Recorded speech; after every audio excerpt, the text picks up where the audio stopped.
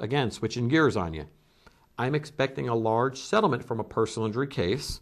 That's never a good thing, and I'll explain why in a minute. And I need to file bankruptcy. What should I do in this situation?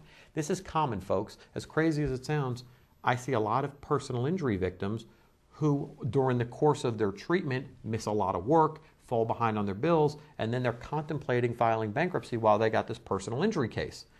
You got to remember, if it happened, the personal injury case cause of action accrues before you file bankruptcy, and then you have to file bankruptcy later with this personal injury suit pending. The personal injury settlement is going to be part of the bankruptcy estate. And in a Chapter 7 or a Chapter 13, it's going to have to be resolved. So from a bankruptcy standpoint, I would rather have a client wait, not file bankruptcy, do anything but file bankruptcy if you've got a pending personal injury case, because I don't want to see that money have to go to the discretion of the court. The bankruptcy trustees always want the money because they want to pay bills and get their percentage.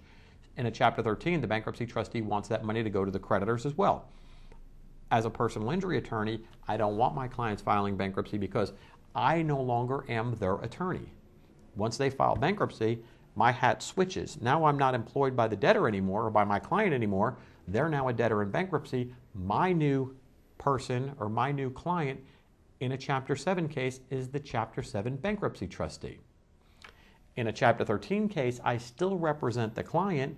At the same point in time, though, they're going to have a duty to disclose the settlement to the court. And of course, the trustee is going to try to get as much money as they can for the creditors. And we're going to be trying to get as much money as we can for our client.